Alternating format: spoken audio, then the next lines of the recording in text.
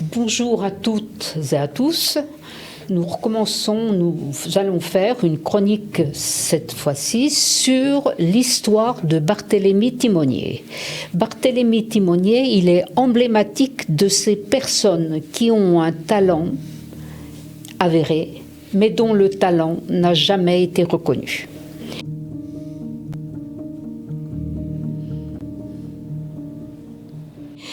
Je connaissais vaguement son histoire, mais je me suis inspirée, j'ai rajouté quelques éléments à partir du livre de Daniel Rosetta sur l'histoire du Beaujolais, d'une part, d'autre part du disque qui a été fait par les amis du vieillard Brel, et j'ai piqué à droite et à gauche sur Internet. Voilà. Alors, son histoire, elle est assez exemplaire. Il était l'aîné de 7 enfants, fils d'un teinturier, et il est né en août 1793 à l'Arbrel. Il y a vécu 2 ans avant que sa famille ne s'installe à Amplepuis. Je dis bien la date. 1793, il commence bien mal dans la vie parce que c'est l'année de tous les dangers, ça. Exemple, Louis XVI, on le guillotine en janvier. Oui. La Vendée se soulève avec tous ses chouans au mois de mars. Marat meurt assassiné par Charlotte Corday au mois de juillet. Lyon se révolte contre la Convention, attaquée à coups de boulet rouge, répression extraordinaire. Et le top du top, le département Rhône-Loire est coupé en deux, avec la Loire d'un côté et Saint-Étienne comme chef-lieu, et Lyon de l'autre, avec la partie Rhône. Donc, eh bien, vous voyez... Revenons à Amplepuis. À Amplepuis, c'est beaucoup plus calme.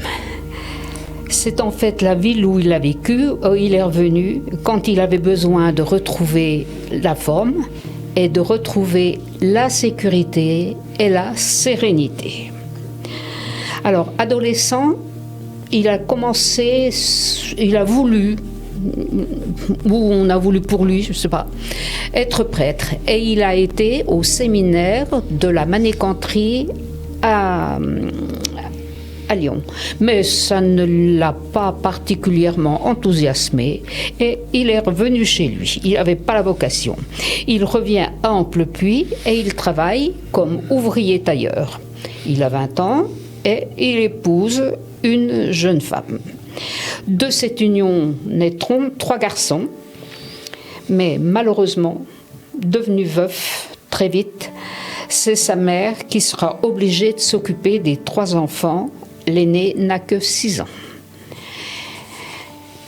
Alors, Timonier va alors quitter Amplepuis et va gagner sa vie comme tailleur journalier à Panessières. Alors, Panessières, c'est dans la Loire, c'est le département d'à côté, c'est assez proche d'Amplepuis. Et donc, il entre dans un atelier professionnel. Il rencontre là-bas une seconde épouse oui. de quelle il aura où il y aura d'autres enfants.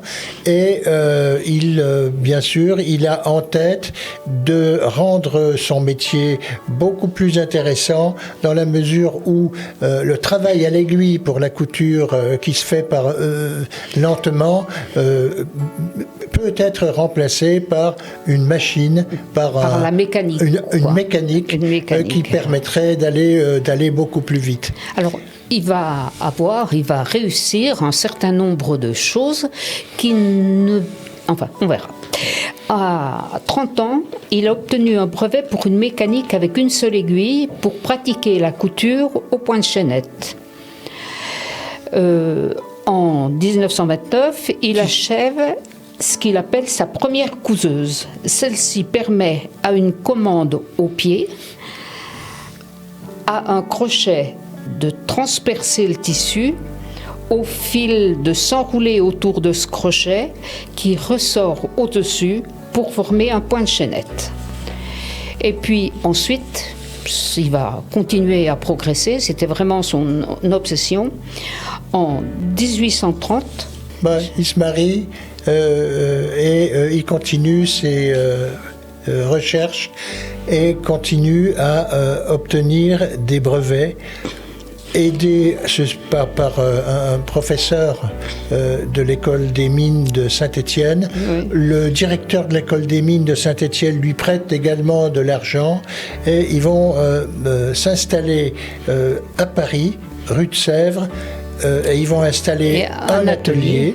Et là, il va trouver... Voilà, qui va leur permettre, évidemment, d'avoir des commandes, de satisfaire... Ces commandes sont importantes parce que ce sont des commandes de l'armée. Oui, il a à peu près 50 machines qui travaillent pour lui et qui travaillent contre. En définitive, c'est les ouvriers des bras cassés, hein, c'est-à-dire les ouvriers couseurs qui, eux, continuent à faire leur travail à la main. Mais ils se révoltent. Et ils mettent carrément le feu à toutes ces machines et évidemment, n'ayant plus d'argent et plus de matériel, la société est dissoute et il rentre à nouveau à Amplepuis où il continue à travailler pour lui-même et cette fois-ci faire des machines qu'il peut montrer et expliquer aux grandes expositions universelles de l'époque. Il a d'autant moins de chance qu'à ce moment-là, il y a deux Américains, Elias Hove et Isaac Merritt. Je vais prendre le nom que tout le monde reconnaîtra, Singer. Voilà. Et ceux-ci déposent un brevet d'une machine à coudre, et c'est la première fois qu'on utilise le terme de machine à coudre, avec des points de navette qui consacrent les inventeurs, qui les consacrent comme inventeurs et qui vont faire leur fortune.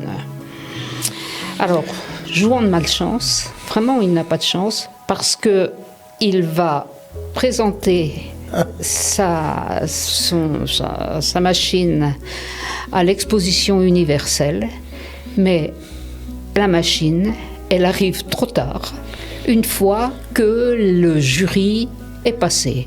Donc là, il est obligé de rentrer chez lui, désespéré, désolé. Et c'est vrai que pas de chance, pas d'argent, mal soutenu par l'opinion publique, les banquiers, il s'enferme chez lui et il mourra très rapidement. Au bout de 2 ans, il va vivre dans le dénuement. Dans le dénuement total. Alors, les fils continuent à exercer et à vendre certaines machines, celles qui sont estampées timonier, qu'il produit encore. Ça n'a pas duré longtemps. Ça n'a pas duré très très longtemps. On a d'autres occupations, d'autres préoccupations. Et ce qui devait être une construction de machines à coudre devient une construction de machines à emballage. Voilà.